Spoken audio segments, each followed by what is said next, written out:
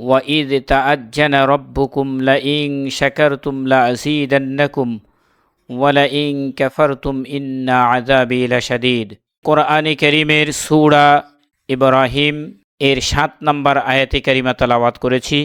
এখানে রব্বুল আলামিন বলছেন, ওয়াইদ তাআজ্জানা রব্বুকুম, তোমাদের রব ঘোষণা দিচ্ছেন, লাইন শাকারতুম লাযীদান্নাকুম ওয়ালাইন কাফারতুম ইন্না আযাবি লাশাদীদ। রব্বুল আলামিন আমাদেরকে যে নিয়ামত দিয়েছেন সেই নিয়ামত পাওয়ার পরে যেন আমরা শুকরিয়া আদায় করি। যদি শুকরিয়া আদায় করো, রব্বুল আলামিন খুশি হয়ে নিয়ামত আরও বাড়িয়ে দেবেন। আর যদি আমরা শুকরিয়া আদায় না করি, অকৃতজ্ঞ হই, ওয়ালাইন কাফারতুম, যদি অস্বীকার করি, ইন্না আযাবি লাশাদীদ, রব্বুল আলামিন বলছেন যে তাহলে এই অস্বীকারী বান্দাদের জন্য ইন্না আযাবি লাশাদীদ, নিশ্চয় কঠিন থেকে কঠিন আযাবের সুসংবাদ। আযাবের তো আসলে সুসংবাদ হয় না, কিন্তু তারপরেও রব্বুল আলামিন আযাবের সুসংবাদ কেন বললেন, এটা বোঝাতে গিয়ে আমি একটা উদাহরণ দিয়ে থাকি। সেটা হলো, আমাদের গ্রাম অঞ্চলে দেখা যায় ছোট বাচ্চারা যখন দুষ্টামির মাত্রা চরম পর্যায়ে নিয়ে যায়, যখন কথা শোনে না, তখন মা বলতে থাকে যে তোর দুষ্টামি এত পরিমাণ বেড়ে গেছে, আজকে তোর বাবা আসুক, তোর বাবাকে বললে এমন পিটানি দেবে, তখন বুঝতে পারবি মজা কেমন লাগে। আসলে পিটানিতে তো মজা লাগে না, কষ্ট লাগে, কিন্তু শাস্তির তীব্রতা সন্তানকে বোঝাবার জন্য মা এখানে মজা শব্দটি ব্যবহার করেছেন।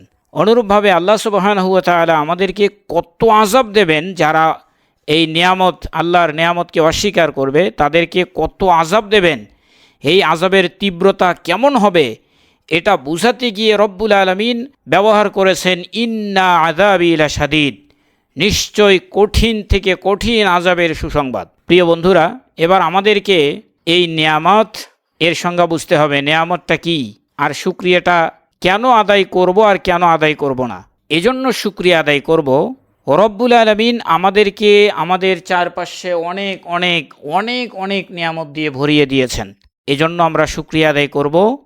আল্লাহ সুবহানাহু ওয়া তাআলা আমাদেরকে যা দিয়েছেন, পৃথিবীর কেউ আর আমাদেরকে তা দিতে পারবে না।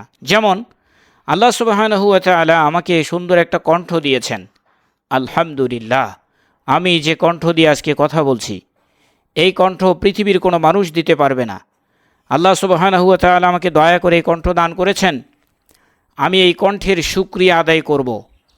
এই কণ্ঠের শুকরিয়া আদায় কি? আলহামদুলিল্লাহ বলে দায়িত্ব শেষ না। এই কণ্ঠের শুকরিয়া হচ্ছে এই কণ্ঠ দিয়ে মানুষকে ভালো কাজের জন্য আহ্বান করব। আল্লাহ সুবহানাহু ওয়া তাআলা বলেছেন, কুনতুম খায়রা উম্মাতিন উখরিজাত লিন-নাস তা'মুরুনা বিল মা'রুফি ওয়া তানহাউনা আনিল মুনকারি ওয়া তু'মিনুনা বিল্লাহ। আল্লাহু আকবার।